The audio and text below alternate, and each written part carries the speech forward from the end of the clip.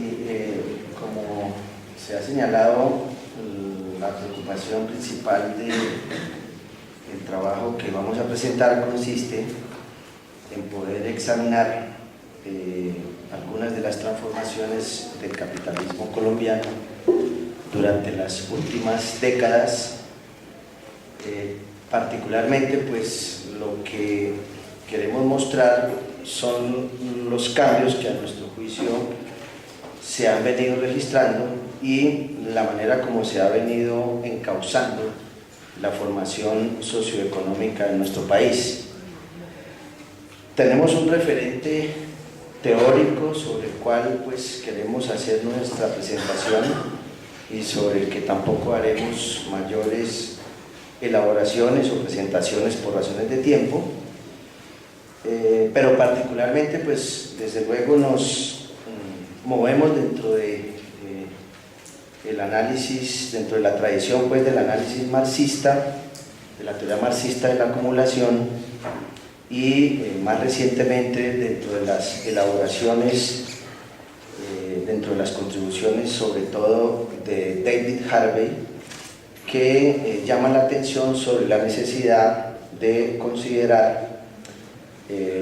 para efectos pues del análisis de la tendencia de la acumulación,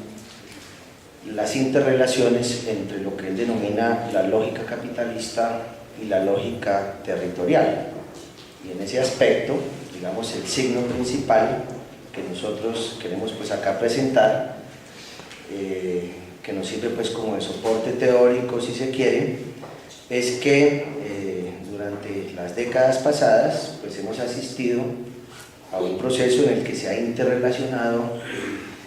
la intensificación con la expansión geográfica de la relación social capitalista. Y ese proceso de interrelación de la intensificación con la expansión geográfica es un proceso que en el caso nuestro habría que señalarlo, es de doble vía, se presenta en forma interrelacionada en diferente escala y habría que señalarlo no solo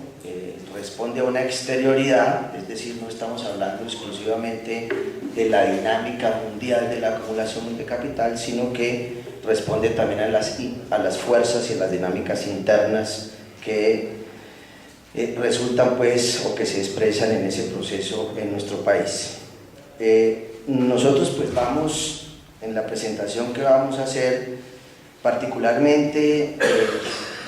a hacer una presentación de lo que a nuestro juicio han sido como las principales transformaciones de la formación socioeconómica en el caso colombiano, y una vez presentadas en forma rápida esas principales transformaciones de la formación socioeconómica, vamos a hacer énfasis en lo que a nuestro juicio pues han sido las principales formas de acumulación que hemos apreciado durante las últimas décadas en nuestro país. Al examinar las principales transformaciones, y esto simplemente pues casi siempre muy en la forma de enunciados, no es disculpa, pero pues en media hora no alcanzamos a hacer el despliegue correspondiente, podríamos hacer como varias formulaciones, ¿no? En primer lugar, señalar que asistimos a la crisis terminal del régimen de acumulación basado en la industrialización dirigida por el Estado.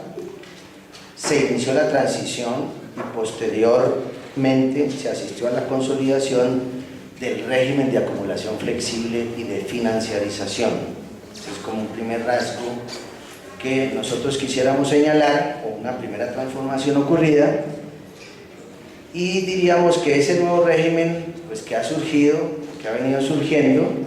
ha venido produciendo una nueva espacialidad y una transformación del paisaje social. Hemos asistido al despliegue de nuevas y múltiples formas de acumulación y a una activación inusitada de la violencia capitalista. Por eso, una de las marcas, digamos, claras que queremos dejar aquí puestas en el análisis es que el rasgo esencial que ha caracterizado el proceso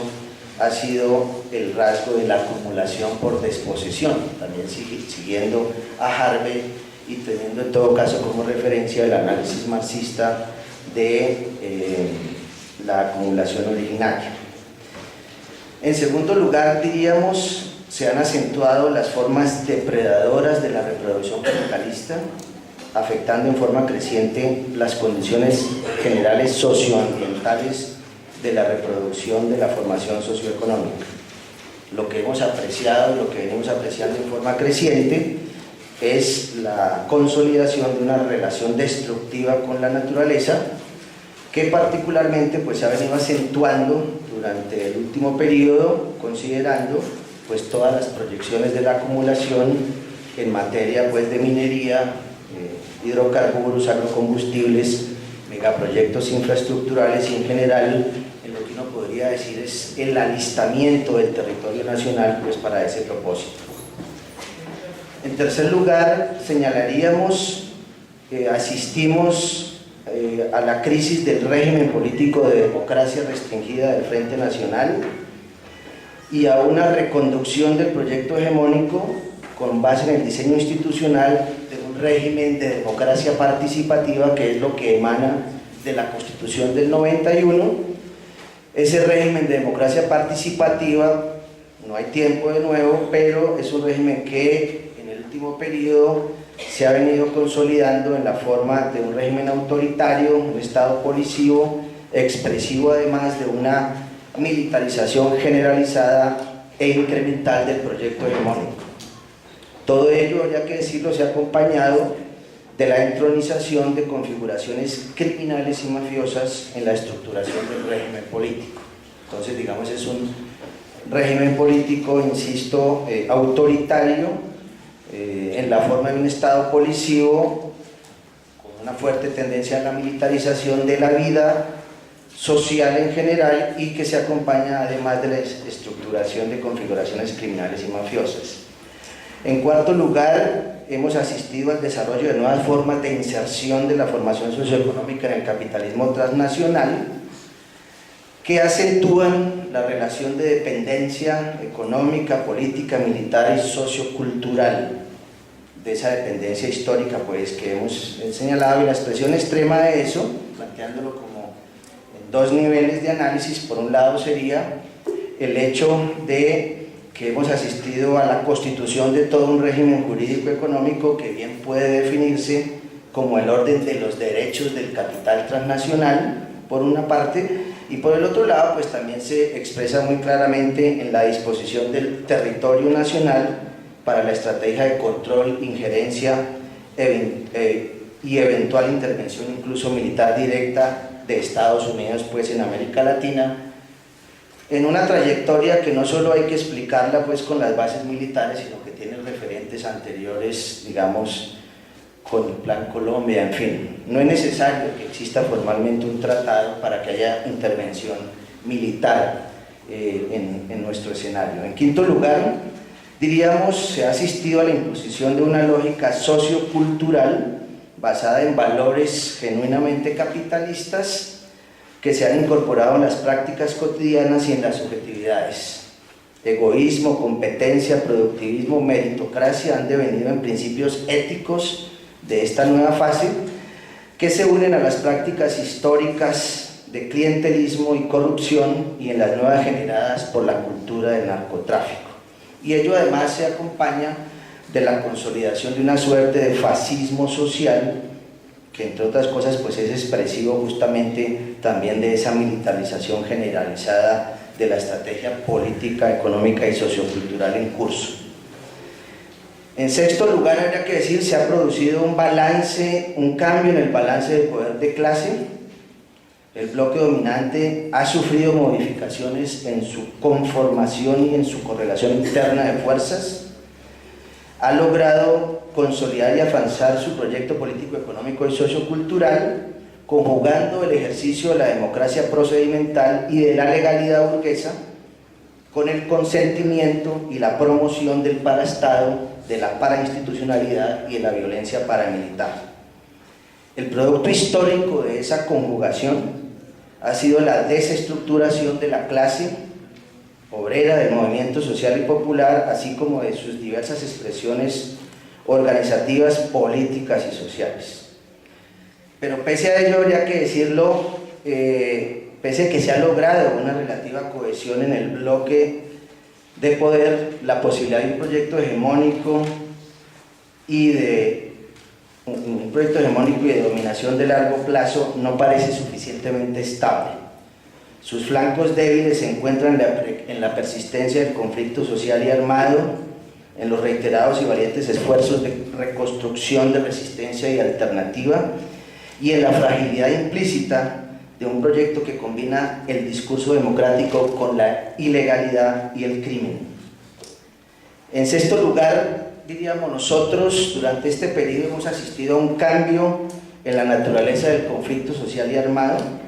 Esto en buena medida guarda relación con las dinámicas de acumulación capitalista, especialmente con su lógica territorial, así como con las preocupaciones de un proyecto pues, de hegemonía en América imperial pues, en América Latina. Habría que señalar en este sentido que de una cierta marginalidad que podía tener el conflicto en la fase anterior, la cuestión armada se encuentra en la actualidad en el corazón de las nuevas conflictividades, trasciende el espacio local y adquiere dimensiones transnacionales, justamente por la misma dinámica de expansión territorial y por la nueva geografía que está produciendo la acumulación de capital en nuestro país. Todas estas transformaciones, vistas en su conjunto, han producido una gran transformación durante las últimas décadas, consistente en una profunda reorganización de las relaciones de propiedad. Durante este periodo se desató un nuevo ciclo de concentración y centralización de la riqueza y de la propiedad, se acentuó su naturaleza capitalista privada y transnacional, al tiempo que se produjo la más grande expropiación de nuestra historia. A los trabajadores se les despojó de parte de su ingreso individual y social,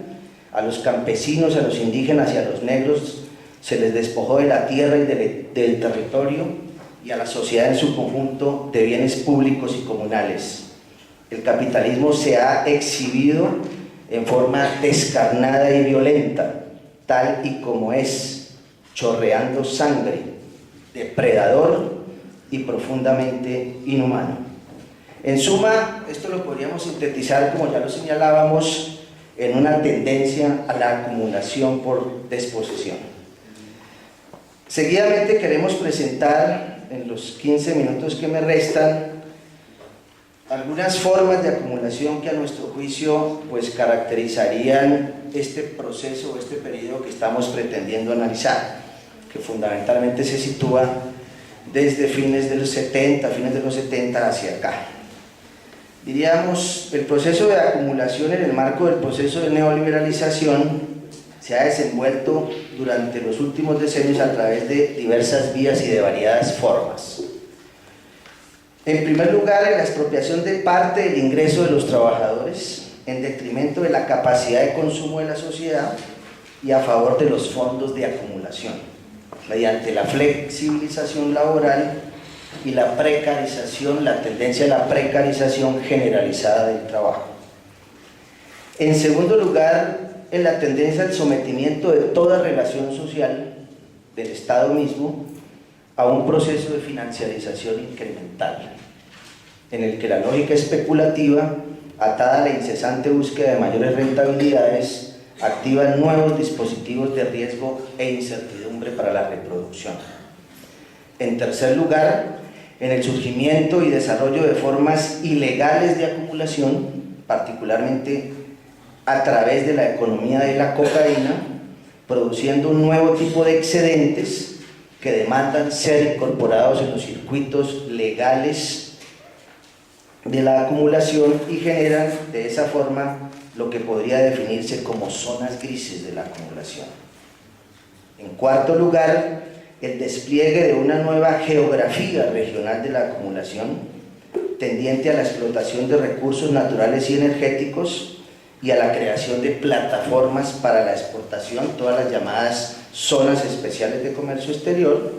lo cual además ha estado basado principalmente en el ejercicio de la violencia y el exterminio y articulado con la tendencia de la acumulación a escala transnacional. Y en quinto lugar, la movilización política del capital transnacional y de sus instituciones con miras a la consolidación de un proyecto político-económico neoliberal que debe erigirse en referente a seguir por los países de la región.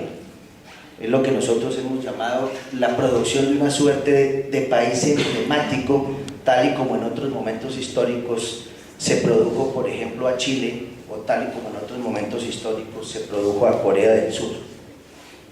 Eso a través de crecientes flujos de capital en la forma de inversión extranjera, de recursos de crédito y de ayuda militar. Estas 5 formas son las que quiero presentar muy rápidamente, pues para avanzar, digamos, en nuestra presentación de las tendencias de la acumulación durante este periodo. Sobre la primera, es decir, sobre la acumulación por expropiación y redistribución regresiva del ingreso. Como ya le hemos señalado, el proceso de acumulación se ha caracterizado por una profunda redefinición de la relación entre el capital y el trabajo. En la base de esa redefinición se encuentra lo que ha dado en caracterizarse como un proceso de flexibilización laboral y de precarización generalizada del trabajo. El conflicto por la distribución, que antes era definido políticamente, digamos a través de negociaciones del salario, ha entrado ahora a ser definido económicamente por la vía del mercado, con fundamento en la creciente desestructuración de la clase obrera. Tal desestructuración ha transcurrido y continúa su curso en el caso colombiano, conjugando el principio de la legalidad, procesos de reforma laboral, con el recurso de la violencia, mediante la persecución, la desaparición forzada, el desplazamiento o aún el exterminio físico.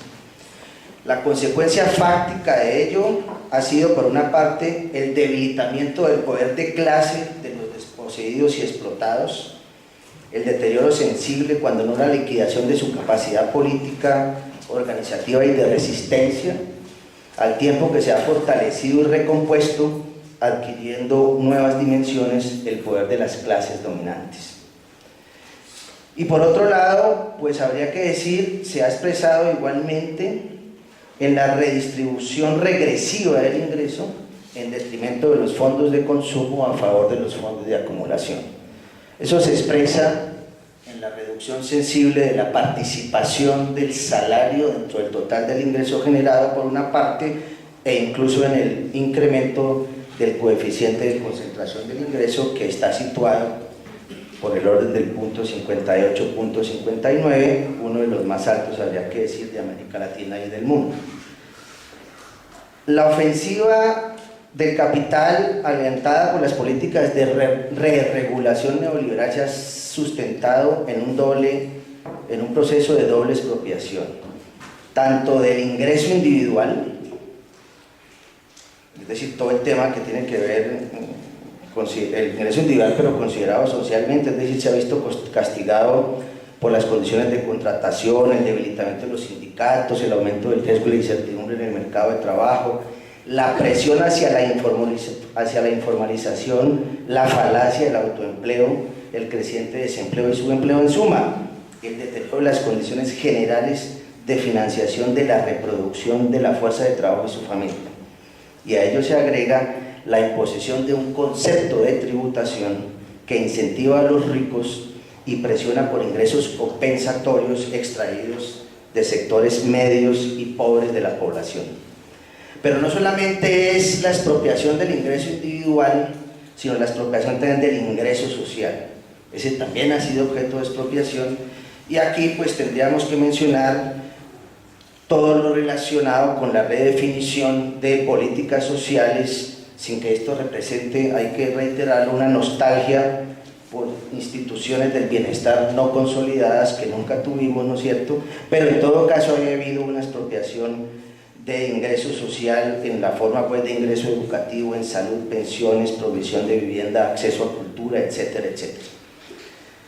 Es decir, la organización mercantil de lo que ha sido el ingreso social, la tendencia incremental a esa organización mercantil representa otra forma de acumulación por desposesión, en este caso de bienes comunes,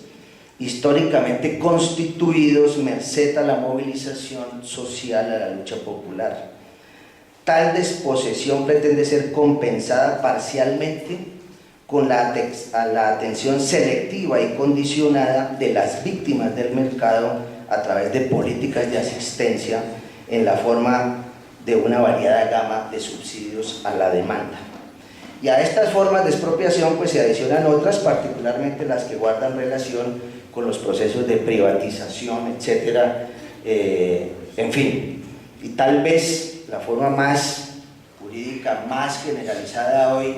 de la acumulación por desposesión se encuentra en los llamados contratos de concesión, que justamente dan cuenta pues de esa expresión.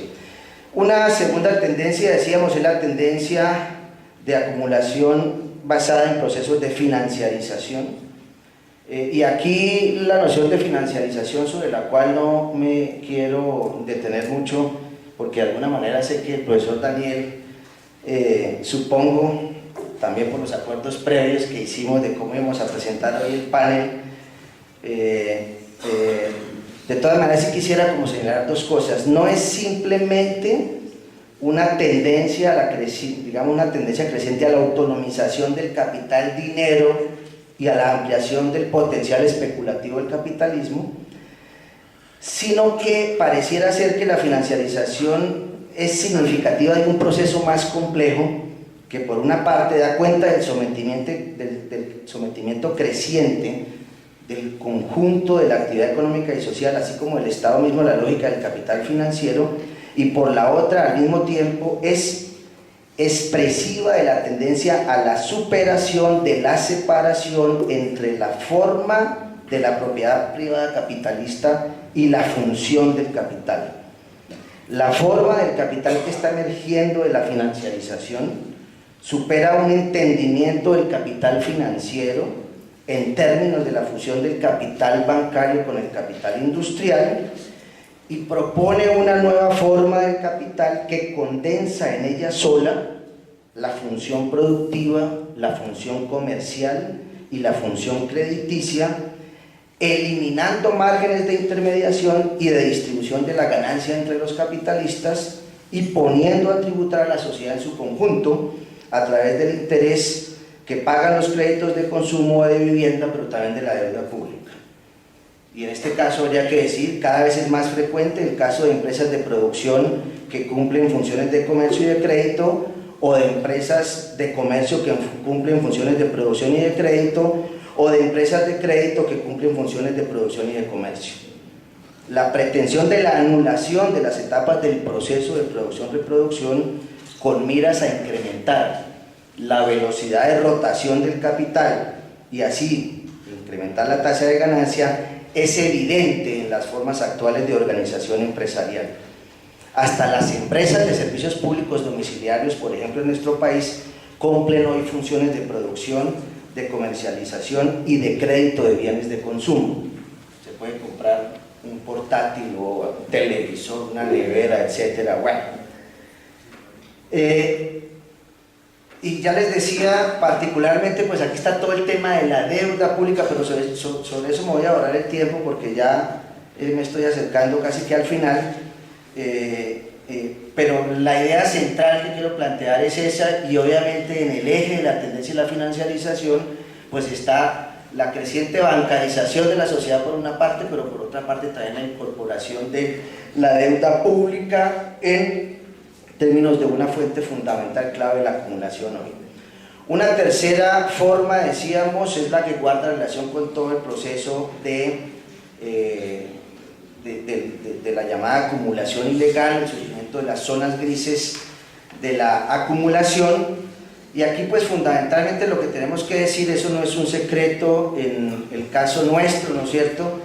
que, y es como el planteamiento en cierta manera fuerte que queremos señalar, es que el tránsito del régimen de acumulación basado en la industrialización dirigida por el Estado hacia un régimen de acumulación flexible y de financiarización no hubiera sido posible sin los capitales provenientes de las economías del narcotráfico, ¿no es cierto?, de toda esta industria criminal de alcance transnacional que se ha configurado en ese aspecto. Y tal vez lo único que quisiera señalar aquí también, por razones de tiempo, porque ya me quedan 5 minutos, pues es que lo que se configura en todo este periodo lo que se configura es toda una estructura mafiosa, y esa estructura mafiosa hay que verla en términos de una empresa capitalista, ¿cierto? Es decir, en términos de, y aquí citamos a Francesco Forgioni, que señala, la mafia, señala Forgioni, es siempre una empresa capitalista, con un fuerte factor adicional, la fuerza intimidatoria de la violencia. Pero su esencia es y será la de ser una empresa criminal encaminada a la acumulación de capital. Aquí, de paso, pues lo que queremos también plantear es que acumulación y crimen van de la mano, ¿no es cierto?, en la tendencia histórica del capitalismo, no solamente colombiano, sino en general, y en el caso colombiano, pues eso evidentemente es mucho más notorio, y sobre eso, si eventualmente hay inquietudes, pues podríamos avanzar. Quiero particularmente dedicar mis últimos minutos a hacer algunas consideraciones sobre lo que llamamos la nueva geografía regional y la acumulación transnacional, para hablar del despliegue de nuevas formas de acumulación. La tendencia de la acumulación se ha caracterizado igualmente por una reorganización geográfica del proceso de producción-reproducción. La imposición de una nueva lógica territorial de la acumulación ha traído consigo el surgimiento y el despliegue no concluido de una nueva espacialidad capitalista. Habría que decir en ese sentido que tal espacialidad se fundamenta, por una parte, en la extensión de la relación capitalista a territorios no sometidos en forma directa o abierta a dinámicas de la acumulación, y por la otra, a la redefinición del papel de territorios ya vinculados a ellas. Aquí está ocurriendo, digamos, un doble proceso, y en ese sentido, no solamente, lo que ha ocurrido no solamente es que se están transformando las dinámicas regionales, sino que al mismo tiempo hay una transformación del proceso de acumulación en su conjunto y de la forma como éste se inserta dentro del proceso de transnacionalización y desnacionalización de la economía. ¿Qué podría uno señalar? Pues que evidentemente es apreciable una reorganización geográfica de los circuitos de la acumulación. Es claro que hay un desplazamiento hacia nuevos lugares del territorio nacional, hacia la Amazonía, la Orinoquia, el Pacífico, también el Atlántico, y a un ensanchamiento de la región andina en esa nueva dinámica de acumulación. Es decir, no es que la región andina quede de lado, que fue el centro de la fase, digamos, capitalista anterior, sino que su función también se replantea y se ensancha en términos de la nueva dinámica que allí se está generando. Esa transformación del paisaje ha producido y continúa produciendo una nueva economía que ha socavado y prácticamente liquidado el viejo aparato productivo y de prestación de servicios para promover la emergencia de algo distinto que ya no se fundamenta en la producción nacional y mucho menos en la organización nacional estatal de la actividad económica. Se ha tratado de la muerte del proyecto político-económico del capitalismo productivo y del mercado interno. Las bases de esa nueva economía descansan sobre la inserción plena y sin condiciones en las dinámicas transnacionales actuales de la acumulación capitalista. Y esas dinámicas vienen produciendo, entre otros, una demanda creciente por energía y por materias primas de origen natural, presiones para el acceso a fuentes de agua y recursos de biodiversidad, exigencias para la generación de oxígeno, nuevos requerimientos a la disposición de la producción agrícola dado el cambio climático y nuevas articulaciones con las empresas transnacionales criminales. Asimismo, exigen una organización distinta de los procesos de producción industriales y de prestación de servicios. En consideración a lo anterior, lo que se ha venido observando durante las últimas décadas es un alistamiento del territorio organizado en gran medida en función de las dinámicas transnacionales. Para tal alistamiento se ha conjugado el diseño de políticas de neoliberalización con la preparación del marco jurídico institucional correspondiente y el ejercicio de la violencia. Nueva economía, alistamiento del territorio y acumulación violenta han ido de la mano. Todo indica que la nueva economía, la que está emergiendo de las dinámicas territoriales de la acumulación,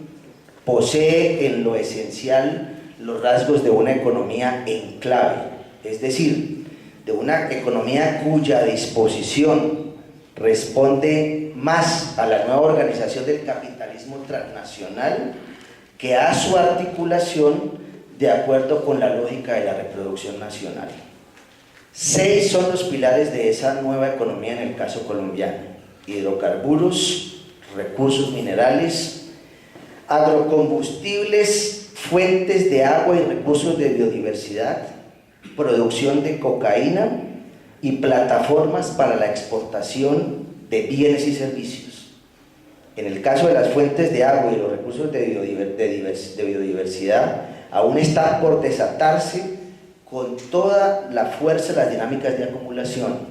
En el caso de los otros pilares, pese a sus trayectorias históricas distintas, es evidente que ya se han erigido como tales y se encuentran en procesos expansivos. La constitución específica de los pilares de la acumulación se ha venido llevando a cabo a partir de múltiples dinámicas de la acumulación. En realidad, las dinámicas regionales son las piezas del nuevo rompecabezas transnacional que se viene llevando a cabo durante las últimas décadas en el país. Eso sí, es cierto que al tratar de dilucidar el lugar de estas piezas dentro de la tendencia general de la acumulación, resulta más fácil develar su articulación con los procesos específicos de alcance transnacional que la interrelación entre ellas mismas. Y aquí habría que señalar esto para terminar.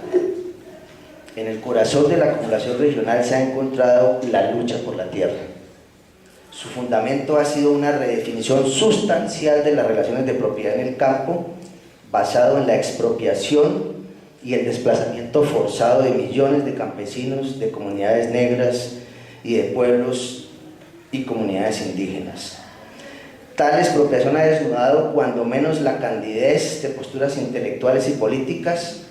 que de tiempo atrás, aduciendo mayores niveles alcanzados del desarrollo capitalista,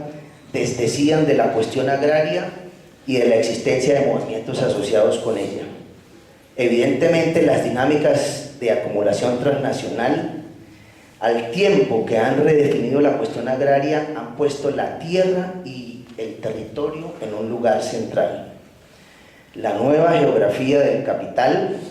y habría que decir, en los territorios en disputa y objeto de expropiación se encuentran justamente las fuentes de esta economía que se está constituyendo.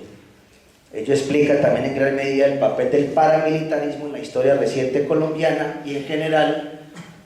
la tendencia del mismo conflicto social y armado. La nueva geografía del capital, la que ha emergido de la mano de las nuevas dinámicas regionales de acumulación, ha demandado la ocupación de nuevos territorios, así como la desocupación o reocupación de otros. La conformación de esa geografía, la necesidad de transformar radicalmente el paisaje social a fin de dar respuesta a la dinámica expansiva del capital, de dar cuenta de su lógica territorial, explica en buena medida el núcleo duro de la actual fase actual de la violencia capitalista en el país, y sobre eso podríamos hacer consideraciones adicionales.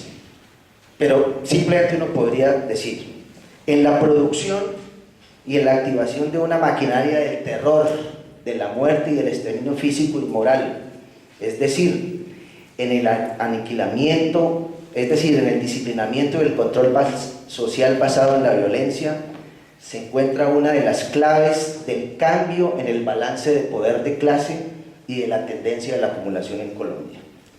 Además de esto, habría que señalar que los cambios en la geografía a los que estamos haciendo referencia guardan relación también con una nueva geografía de la infraestructura, sobre la cual no voy a hacer comentarios por razones de tiempo, con un ensanchamiento también de la infraestructura energética y igualmente con un ensanchamiento en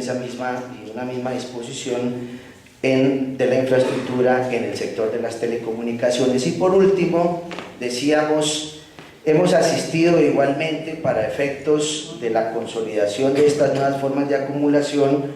a una suerte de solidaridad internacional del capital transnacional, en el sentido, y aquí pues mi planteamiento, que yo sé que es un poco problemático, pero mi preocupación es señalar que a los flujos de capitales también tenemos que hacer lecturas políticas. Los flujos de capitales no solamente son flujos de capitales en la forma de cómo se mueven las inversiones o cómo llegan los recursos, sino que los flujos de capitales también guardan relación con estrategias políticas y con proyectos de poder. Y en el caso colombiano, pues pareciera ser que ha sucedido algo similar, o está sucediendo algo similar como ha sucedido con otros países de América Latina, me refiero específicamente al caso chileno. A manera de ilustración, en plena crisis de la deuda, el único país que recibió créditos del Fondo Monetario en el año 83-84 fue Chile, y el único país que salió sin problemas de la deuda y fue mostrado como un referente fue Chile. Aquí también ha habido un movimiento en ese sentido. Es demostrable que el Banco Interamericano de Desarrollo ha sido muy apoyado, digamos, en una proporción significativa con créditos durante esta última del gobierno. El Banco Mundial lo mismo, el Fondo Monetario Internacional dispuso recursos en medio de la crisis sin necesidad de entrar en acuerdos stand-by o en acuerdos, sino que se trató de acuerdos contingentes sin mayores diferencias en bien. Termino pues de esta forma presentando transformaciones que fundamentalmente explican, debo subrayarlo, la lógica del capital. Aquí no hemos mirado, por razones pues del mismo tema, en fin, lo que serían la lógica de las resistencias, los sujetos, que desde luego sería necesario hacerlo para un análisis mucho más comprensivo y mucho más complejo. Bien, muchas gracias.